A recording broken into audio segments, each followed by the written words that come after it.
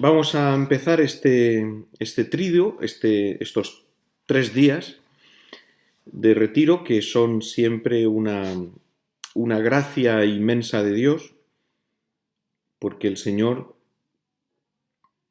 quiere estar con nosotros en intimidad y concedernos toda su gracia, una manifestación más de su amor y de su misericordia. Entonces, vamos a seguir alguna cuestión del Evangelio de San Juan. Nos vamos a basar un poco más en el Evangelio de San Juan. Y el Evangelio de San Juan tiene un punto de partida muy claro, muy conocido, que se encuentra al comienzo, en el libro del prólogo. Esa expresión que está en el versículo 14, y el Verbo se hizo carne. Dios se hace hombre. No solo nos habla porque Él es la palabra, Él es el Verbo, sino que también viene a nosotros en nuestra carne. Y también reclama de cada uno de nosotros una respuesta, una escucha de su palabra, acoger su palabra, pero también acoger su misterio. Esa respuesta a esa palabra y a ese misterio que Cristo nos ofrece en nuestra carne es precisamente la fe. De esta forma, la primera parte del Evangelio de San Juan, es decir, desde el capítulo 1 al capítulo 13, nos presenta al Verbo, al Hijo de Dios, realizando los signos a través de los cuales se manifiesta o se hace entrever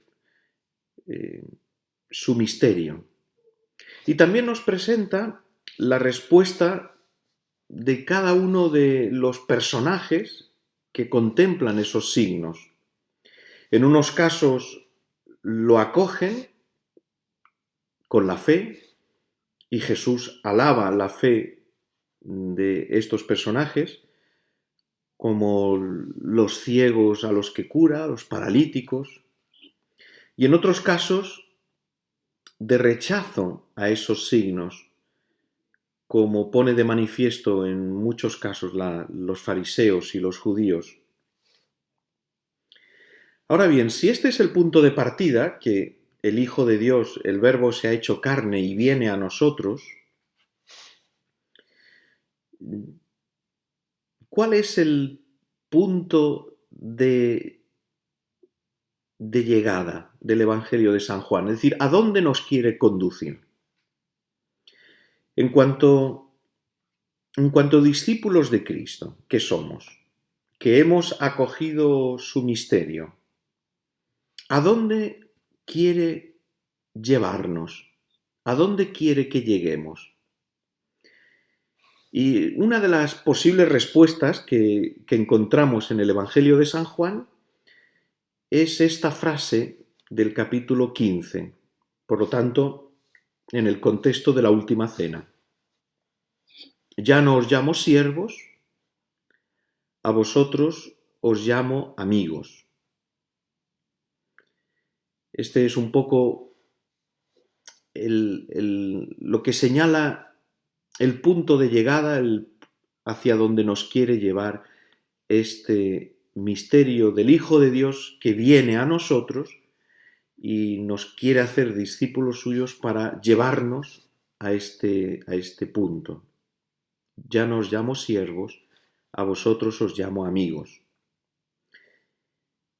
El Evangelio de San Juan nos quiere llevar, en cierto modo, a que acojamos al Verbo en la intimidad de la amistad, de una amistad profunda, ciertamente misteriosa con Él, pero es en el contexto de esta amistad.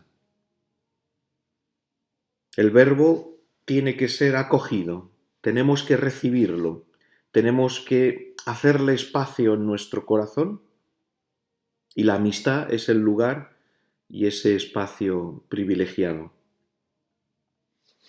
Por eso la figura culminante del Evangelio de San Juan, según este camino espiritual que nos traza, es la figura del discípulo a quien Jesús amaba, que aparece en bastantes ocasiones en el Evangelio.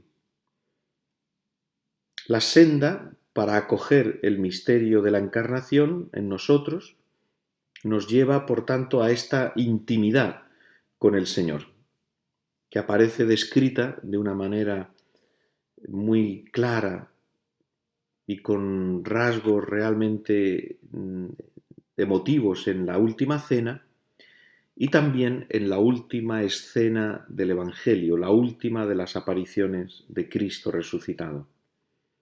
Por eso me ha parecido que podría ser un buen hilo conductor de estos días de retiro, precisamente esa amistad con Jesús, como el lugar propicio para profundizar y conocer más el misterio de Cristo y además también para comprender mejor nuestra propia vocación, nuestra propia vida espiritual.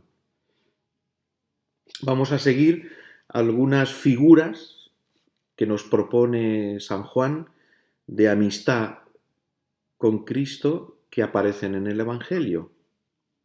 El primer día veremos los dos primeros discípulos, cuya vocación se narra en el primer capítulo, después del prólogo, que buscan a Jesús y están con él todo el día. Y también, si nos da tiempo, la figura de la samaritana como modelo de una búsqueda de amor esponsal, de amistad esponsal. El segundo día veremos la figura de Juan, el discípulo amado, como vivencia de una amistad contemplativa. Y el último día, la figura de Pedro, el primero de los apóstoles, a orillas del lago de Tiberíades, después de la resurrección de Cristo, como modelo de una llamada a vivir una amistad apostólica.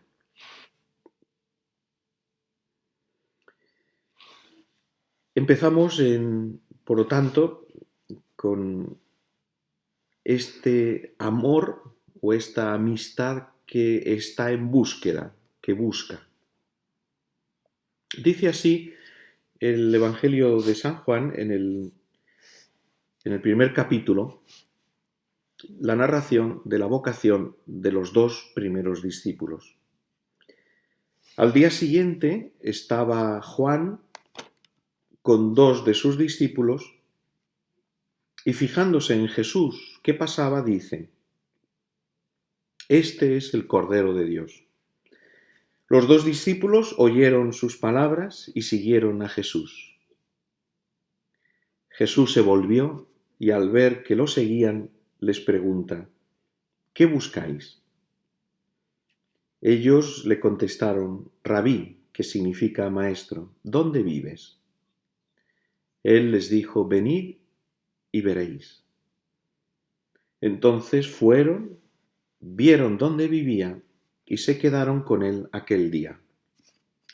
Era como la hora 10. Lo primero de todo, el Evangelio nos presenta la figura de Juan el Bautista. No nos dice nada sobre el lugar donde ocurrió esta llamada, este encuentro de Jesús con aquellos primeros discípulos y con Juan el Bautista.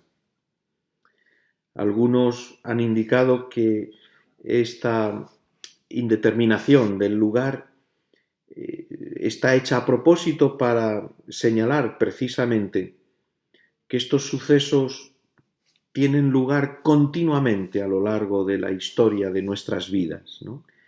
Y que precisamente ocurre siempre en la Iglesia. Jesús que pasa y llama. En cambio, sí que nos indica el tiempo. Comienza el Evangelio diciendo al día siguiente. O sea, este primer capítulo del Evangelio de San Juan, después del prólogo, está construido según el ritmo de 7 días. De alguna manera, Juan da a entender así que estamos aquí en el comienzo, en el principio de esa nueva creación que Cristo, como Mesías, va a llevar a cabo. O sea, refleja de alguna manera la narración del Génesis, cómo distribuye la creación en 7 días. Y San Juan, en su Evangelio, al comienzo, también reparte la narración de estos primeros encuentros con Jesús a lo largo de 7 días. Es significativo como el encuentro con Nicodemo se encuentra en el 5.º día y en cambio el 6.º día no dice nada el Evangelio, como si Jesús reposara, y el 7.º día es el día en el que tiene lugar las bodas de Caná, ¿no? Como si Jesús quisiera expresar de esta manera, en el Evangelio de San Juan, que ese 7.º día, que sería nuestro domingo, Jesús reveló su gloria, manifestó su gloria a sus discípulos, realizó el gran milagro que de alguna manera anticipa la resurrección de Cristo, ese convertir el agua en vino que, en cierto modo, el Evangelio de San Juan quiere ver como un anticipo de esa resurrección de Cristo, de su pasión, de su muerte y resurrección.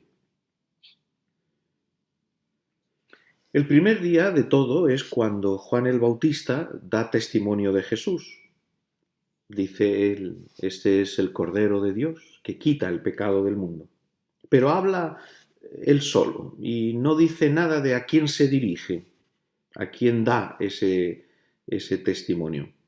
El segundo día ya aparece Juan el Bautista con 2 de sus discípulos. Es el texto que hemos escuchado.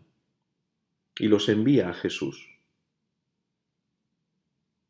Dice que Juan se fijó vio que Jesús pasaba. O sea, primero, Juan es el testigo. Y por eso el testigo lo primero que hace es fijarse, es ver, es contemplar, para después dar testimonio. No se puede dar testimonio de lo que no se ha visto. Si nosotros realmente estamos llamados a ser misioneros, a dar testimonio de Cristo, evidentemente la primera cosa fundamental es precisamente contemplar a Jesús, verlo, mirarlo, fijar en él nuestros ojos. No podemos hablar de lo que no hemos experimentado, no podemos transmitir lo que no hemos recibido, no podemos dar testimonio si no hemos visto y no hemos tocado, como dirá el apóstol San Juan en la primera carta, en el capítulo 4. Lo que hemos visto y hemos oído y hemos tocado con nuestras manos, eso es lo que os transmitimos. Pero la mirada de Juan, vio a Jesús, no es una mirada superficial, no es ver simplemente con los ojos de la carne. Se trata de una mirada interior, de una mirada en profundidad, que es la única la mirada con los ojos del alma, capaz de captar todo el misterio de la persona de Jesús. Y por eso, una vez que se fijó en Jesús, que lo miró, dio testimonio de él diciendo: este es el Cordero de Dios. Es llamativo, llama la atención la expresión que utiliza el Evangelio para decir que Jesús pasaba. No se indica ni a dónde va ni de dónde viene, solo que pasaba. De alguna manera, así pone de manifiesto lo que ya ha afirmado antes el Evangelio y que también más adelante se pone de manifiesto, que el misterio de Jesús es el Hijo de Dios que viene a nosotros. En una disputa con los judíos, Jesús tiene que oír la pregunta que le hacen los judíos: ¿de dónde vienes? ¿No? ¿Quién eres tú?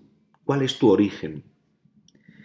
Incluso en otro momento, cuando Jesús les está anunciando que se va al Padre, en el contexto de la última cena, entonces uno de los apóstoles le responde: Señor, no sabemos a dónde vas, ¿cómo podemos saber el camino? Y Jesús responde: yo soy el camino, la verdad y la vida. Al comienzo del relato de la pasión, el Evangelio de San Juan dice esta expresión: sabiendo Jesús que había llegado su hora de pasar de este mundo al Padre, habiendo amado a los suyos que estaban en el mundo, los amó hasta el extremo. O sea, Jesús pasa, Jesús está en camino, Jesús viene a nosotros y, estando con nosotros, está en camino hacia el Padre y quiere llevarnos con él. De alguna manera también a mí me ha parecido ver en esta expresión Jesús que pasaba como un reflejo de lo que nos dice el Génesis que ocurría en el paraíso, cuando cuenta que Yahvé bajaba todos los días al paraíso al fresco de la tarde y pasaba por allí, paseaba. Es la imagen que el Génesis utiliza para expresar la armonía y la intimidad que tiene el hombre con Dios. O sea, de esta manera nos da a entender que es un signo de que con Jesús se abre ahora el camino de retorno al paraíso. Es que estando Jesús entre nosotros, vuelve la posibilidad de poder regresar al paraíso. Al oír esta palabra de Juan, esta expresión, este es el Cordero de Dios, los discípulos siguen a Jesús. No dice nada más, no sabemos exactamente cuál es el motivo, por qué se mueven a seguir a Jesús. Tal vez la expresión el Cordero de Dios, que para un judío tiene una resonancia muy grande porque hace referencia al Cordero de Pascua, o también porque en arameo la palabra que se utiliza para decir cordero es la misma palabra que se utiliza para decir siervo, y tal vez hace referencia a esa figura misteriosa del profeta Isaías, del siervo de Yahvé. El caso es que, ya sea por estas palabras de Juan el Bautista, ya sea por la fe y la confianza que tienen en él, los discípulos abandonan al Bautista y siguen a Jesús. ciertamente debió de ser un momento importante en la vida de Juan el Bautista. Desde el punto de vista humano nos parece ver como un momento ciertamente doloroso, porque Juan el Bautista había formado un grupo de discípulos alrededor de él. Y entonces les estaba iniciando en este camino. Y a un cierto punto, parte de esos discípulos se van con Jesús.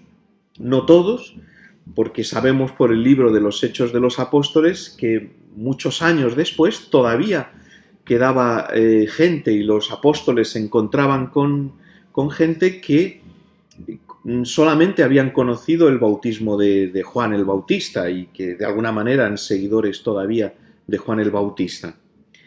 Pero debió de ser un momento humanamente doloroso y difícil que se fueran con Jesús, ¿no?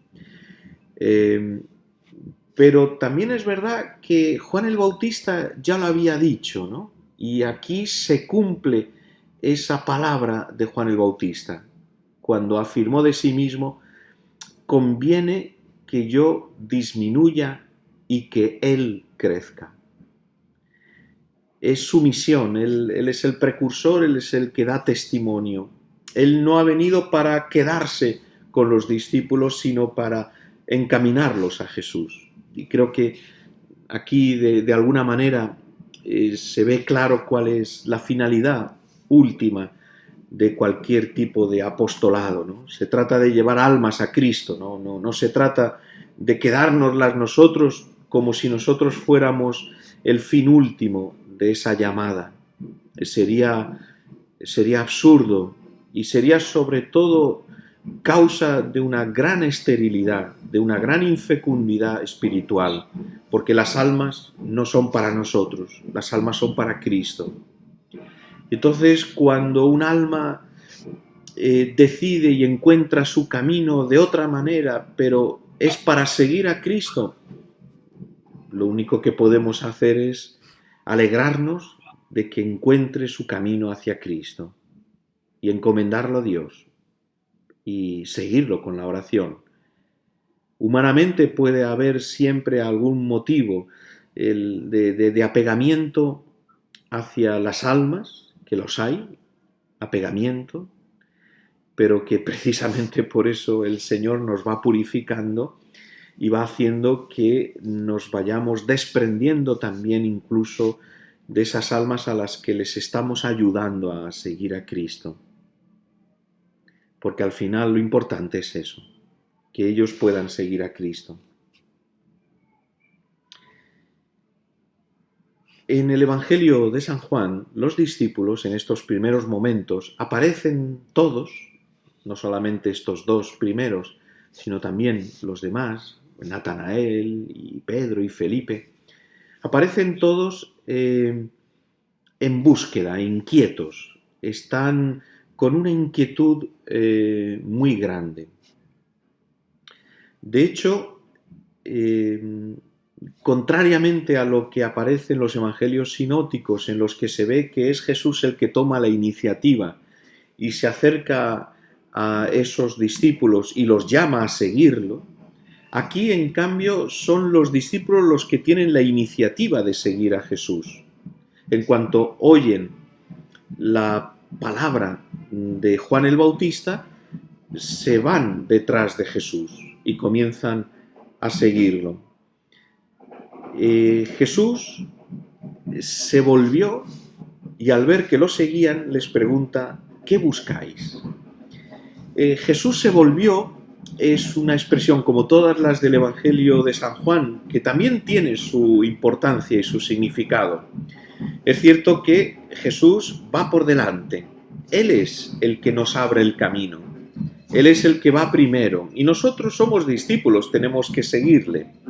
Por eso, a un cierto punto, cuando Jesús ve que le están siguiendo, entonces se vuelve hacia ellos. Y de alguna manera ese volverse de Jesús hacia ellos es como un volverse hacia el Antiguo Testamento, porque los discípulos todavía no se han unido a Él de manera definitiva. Jesús se vuelve y les pregunta: ¿qué buscáis? Es una pregunta también llena de contenido, de una gran importancia. Además, son las primeras palabras que pronuncia Jesús en el Evangelio de San Juan. ¿Qué buscáis? Por eso tienen una importancia singular. De alguna manera, aquí Jesús lo que está es poniendo de manifiesto que en el corazón de los discípulos hay un deseo, hay una inquietud, hay una búsqueda. Es el deseo más profundo que hay en el corazón de los discípulos y que Jesús, mediante esta pregunta, quiere que salga fuera, que ese deseo, que esa búsqueda que ellos llevan adelante pueda salir a la superficie y darle una forma concreta. Qué importante es todo el mundo de los deseos, de la búsqueda, de qué es lo que en realidad estamos buscando. ¿Qué es lo que buscas en la vida religiosa? ¿Qué es lo que hay en tu corazón? ¿Qué es lo que realmente te mueve cada día? ¿Qué es lo que quieres encontrar? ¿Por qué? ¿Y qué es lo que estás buscando?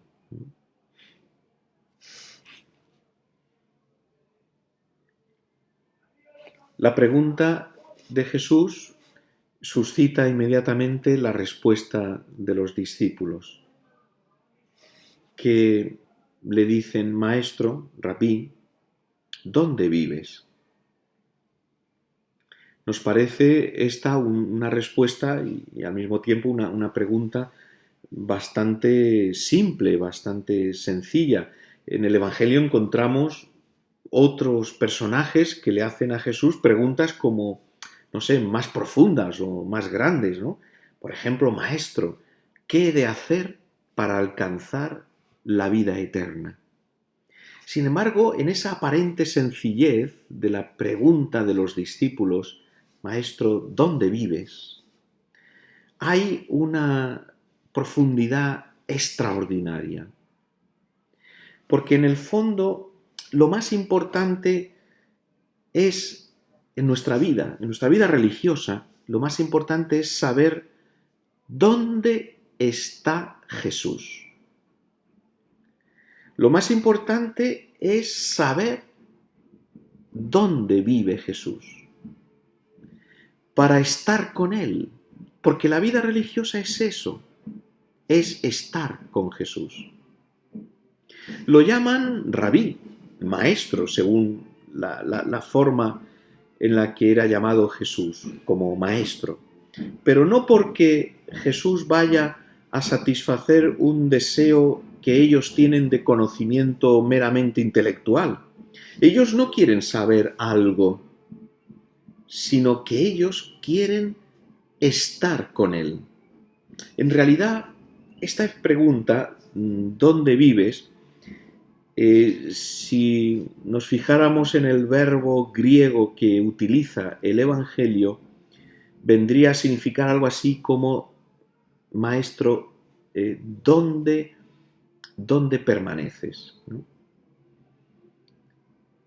Ellos quieren saber más bien cómo vive Jesús, cuál es su vida, cuál es su misterio más profundo, cuál es esa intimidad más honda que hay en Jesús. Ellos quieren entrar en esa intimidad con Jesús, quieren participar de esa intimidad misteriosa de Jesús. Por eso la pregunta tiene un significado extraordinario. ¿Dónde vives? Señor, queremos entrar en tu misterio, queremos formar parte de tu intimidad. Esto es lo que, en definitiva, Jesús ha venido a realizar. Más adelante, en el contexto de la última cena, Jesús les dirá: Como el Padre me ha amado, así os he amado yo. Permaneced en mi amor. O sea que al final esta es la respuesta definitiva. La pregunta de los discípulos es: Señor, ¿dónde permaneces? ¿Dónde estás radicado? ¿Cuál es tu vida? ¿Cuál es tu ser? ¿Cuál es tu misterio? Lógicamente, como dice San Juan de la Cruz, el Verbo, el Hijo de Dios, mora en el seno del Padre. Por eso, como el Padre me ha amado, así os he amado yo. Es decir, permaneced en mi amor. De alguna manera, lo que Jesús les va a llevar a estos discípulos es: ¿queréis saber dónde vivo? ¿Queréis saber dónde permanezco? Yo permanezco, yo vivo. El misterio más íntimo de mi persona es el amor del Padre. Y a esa intimidad de amor con el Padre es al que yo os quiero llevar. Como el Padre me ha amado, así os he amado yo. Permaneced en mi amor. Es decir, vivir en mi amor. Estar en mi amor. Morar en mi amor. Jesús ahora entonces les responde diciéndoles: venid y lo veréis. Venid y veréis. Estas fueron las palabras de Jesús, que se repiten en otra más adelante, de nuevo. Entonces fueron, vieron dónde vivía y se quedaron con él aquel día. Era como la hora 10. Este es entonces ya el momento del llamamiento verdadero, de la vocación. Ahora sí que Jesús les llama. Es Él el que ya toma la iniciativa. Hasta ahora los discípulos se han movido por un deseo, por una búsqueda, por una inquietud y un anhelo que hay en su corazón, que ha sido despertado también gracias a Juan el Bautista. O sea, qué importante es la labor de todos aquellos que, por ejemplo, en nuestra propia vida espiritual y en nuestra vocación, nos han ayudado a despertar en nuestro corazón un anhelo, un deseo, de una inquietud de algo más grande, de una vida más plena, ¿no? Y entonces los discípulos se han movido, se han puesto en búsqueda, se han dirigido a Jesús, pero ahora es cuando llega el momento verdadero de la vocación. Venid y veréis. En el Evangelio de San Juan, la expresión ver tiene un significado muy cercano a la fe. Se utiliza casi a veces como sinónimo. Lo vemos al final del Evangelio cuando se narra el encuentro de los discípulos Pedro y Juan, que se dirigen al sepulcro una vez que las mujeres les han anunciado que han visto el sepulcro vacío. Y Juan y Pedro corren hacia el sepulcro. Y cuando entra, Juan, dice el Evangelio, que vio y creyó. Este venid y veréis, de alguna manera hace referencia entonces a la fe. La fe es seguir a Cristo, es la verdadera vocación a la que Jesús nos llama, a tener fe, a entrar en su misterio, a participar de esa intimidad suya. Por lo tanto, esta insistencia en esta expresión que utiliza San Juan, venid y veréis, nos quiere señalar un mensaje importante, y es que la vocación se fundamenta, se sustenta, se radica, se enraiza en una experiencia personal de encuentro con Jesús. El Papa Benedicto, en la encíclica Deus Caritas Est, al comienzo, tenía esta esta frase: no se comienza a ser cristiano por una decisión ética o una gran idea. El cristianismo no es una gran idea, no es un gran sistema de pensamiento, lo es también, pero no es eso fundamentalmente, sino por el encuentro con un acontecimiento, con una persona que da un nuevo horizonte a la vida y con ello una orientación decisiva. Este es el momento de la vocación, momento de encontrarse con Cristo. Y este es el comienzo de nuestra vida, de esa historia de amor, de amistad profunda e íntima con el Señor. Por eso el Evangelio concluye con que se quedaron con Él, se quedaron con Jesús aquel día. Este permanecer con Jesús señala, por lo tanto, ya un primer punto de llegada, que en los discursos de Jesús en la última cena se hará como más explícito y se irá profundizando más. Ese permanecer en mí, sin mí no podéis hacer nada. El sarmiento que no permanece unido a la vid no puede dar fruto. Y esta es la vocación, como dirá Jesús también allí en la última cena. No sois vosotros los que me habéis elegido, soy yo quien os he elegido. Y os he destinado para que vayáis y deis fruto y vuestro fruto permanezca. Es Jesús el que nos ha elegido, es Él el que nos ha llamado, el que nos ha buscado. En definitiva, es Él el que tiene la iniciativa siempre. Incluso también cuando en nuestro interior se suscitan esos anhelos, esos deseos, esa inquietud de algo más, ahí está siempre Jesús. Y al final nos quiere conducir a ese encuentro vivo, un encuentro real, un encuentro personal con Él, que es el que da origen a nuestra vocación. Señala el Evangelio de San Juan la hora exacta, la hora décima. El Evangelio no nos ha dicho quiénes eran estos dos discípulos. Más adelante sí que dice que uno de ellos era Andrés, que a continuación fue a buscar a su hermano Pedro para hablarles de que hemos visto al Mesías, ¿no? El otro no se nos dice quién es, y eso nos hace pensar que se trata del mismo Juan, del evangelista San Juan.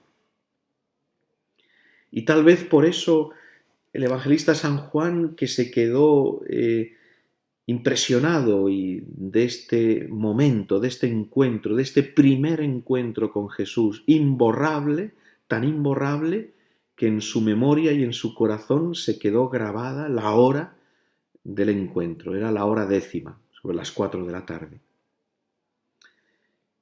Pero ciertamente, además de este detalle más personal y espiritual de la biografía del evangelista San Juan, es cierto también que hay un significado también más profundo. La hora décima es una hora ya tardía de la tarde. Es un poco como señalándonos que es la hora del cumplimiento, ¿no? Es la hora de las decisiones perfectas y por lo tanto de la conclusión. La hora en que la primera búsqueda de los discípulos ha llegado a un feliz término, a la conclusión, porque han encontrado por primera vez y han entrado en contacto con el Señor, han permanecido con Él, han morado con Él, han entrado en esa intimidad de amistad con Jesús que en el caso de San Juan ya durará para toda su vida, convirtiéndose en el discípulo a quien Jesús amaba. Por eso qué importante es que nosotros también, especialmente en día de retiro, recordemos ese primer encuentro vivo con Jesús, que nos marcó, esa primera llamada de Jesús, ese momento en el que sentimos en nuestro corazón el fuego de su palabra y de su mirada que se posaba sobre nosotros y nos llamaba.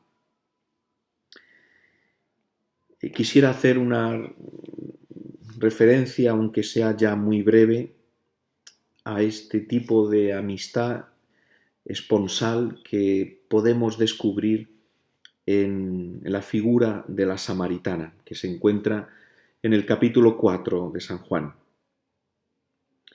Jesús estaba sentado junto al pozo de Jacob, cansado del camino. Aquí señala también la hora sexta, y llega una mujer de Samaria a sacar agua, y Jesús le dice: dame de beber. O sea, es el deseo de Cristo. Aquí lo que aparece en primer lugar es la búsqueda de Cristo. Es Cristo el que está en búsqueda. Es Él el que tiene una inquietud. Es Él el que tiene un anhelo. Él tiene una sed. Tiene un deseo grande de nuestro amor. Del amor de esta samaritana en la que todos y cada uno de nosotros tenemos que vernos reflejados. La hora sexta es de las primeras horas de la mañana, ya en el centro, cuando la luz del sol está ya bastante alta. Después, más adelante, en ese diálogo que se establece con la samaritana, Jesús le dice: si conocieras el don de Dios y quién es el que te dice dame de beber, le pedirías tú y él te daría agua viva. La samaritana entonces le contesta: Señor, dame esa agua, así no tendré más sed. Ciertamente también la samaritana tiene un deseo, tiene una sed. También ella tiene una sed de amor. Y por eso cuando oye las palabras de Jesús, desea que Jesús le comunique esa agua viva de la que le habla, para que le calme esa sed, esa inquietud y ese anhelo, para que ya deje de buscar, deje de vivir en esa permanente búsqueda sin encontrar. Es todavía un deseo incierto, pero es el deseo de una plenitud que ella no acaba de encontrar y que no consigue saciar ni calmar con ninguna otra cosa. A un cierto momento del diálogo, entonces Jesús le dice: anda, llama a tu marido y vuelve.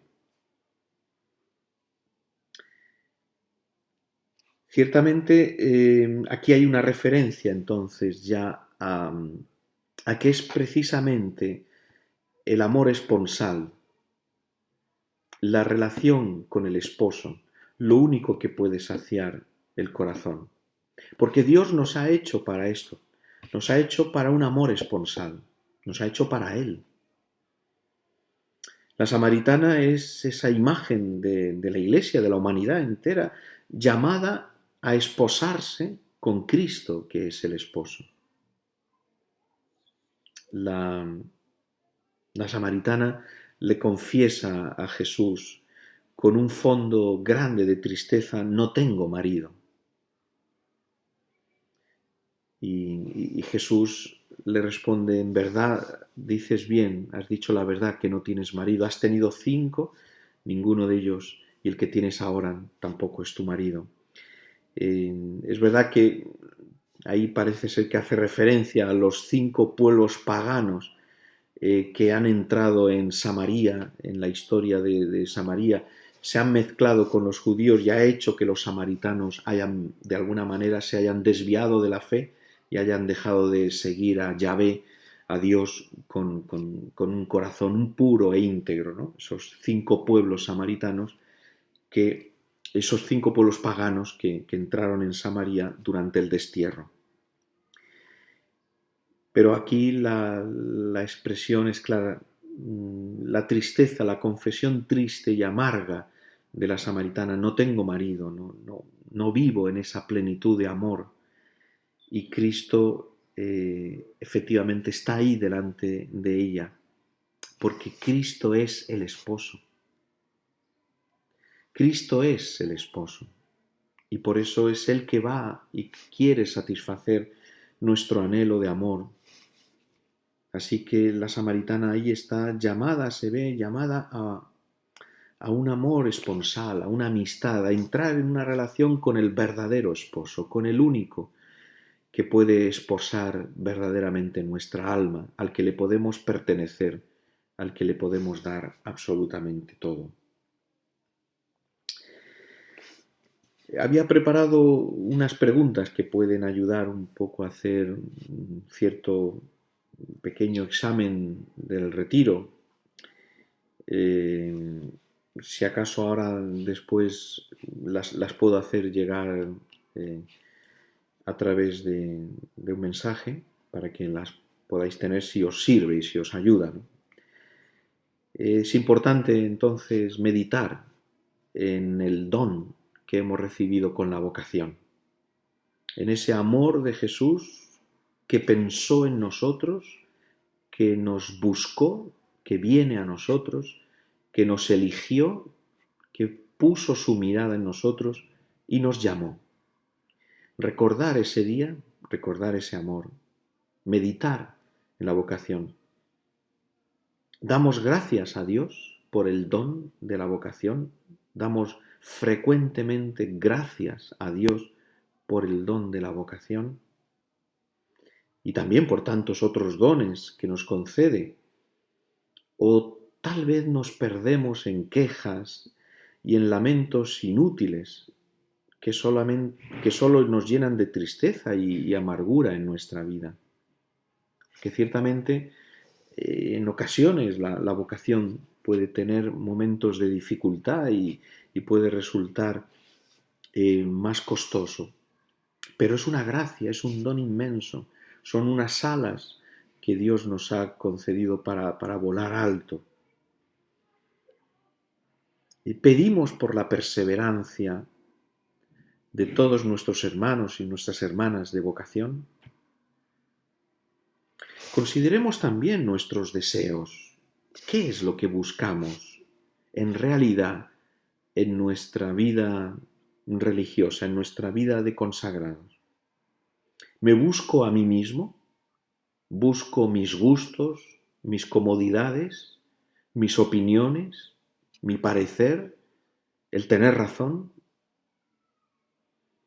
¿Hay algo que nos quite la paz, algo que nos inquiete, algo que no nos deje vivir con total serenidad, con un fondo de gozo espiritual, de alegría interna? ¿Por qué? ¿Qué es lo que hay que no me hace estar plenamente alegre y feliz?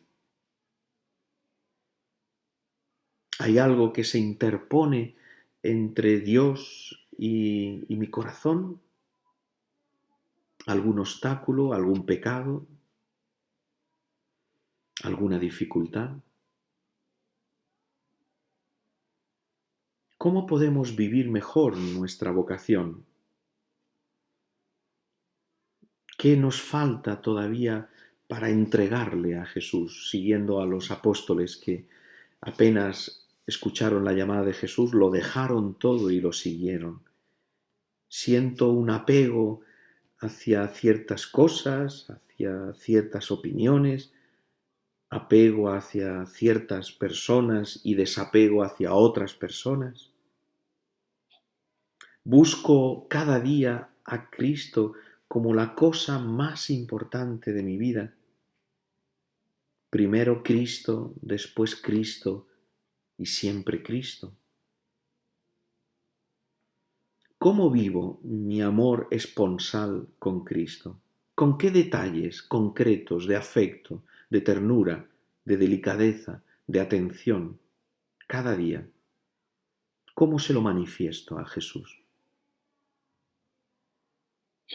¿Hay aspectos o actitudes en mi vida de consagración, de esposa de Cristo, que de alguna manera contradicen con ese amor esponsal?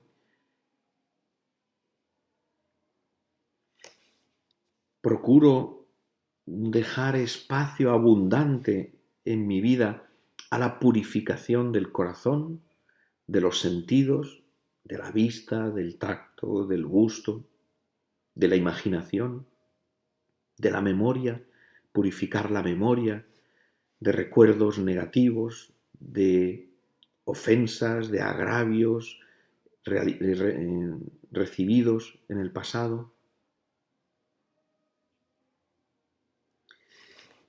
Por si acaso sirve también, además de estas preguntas,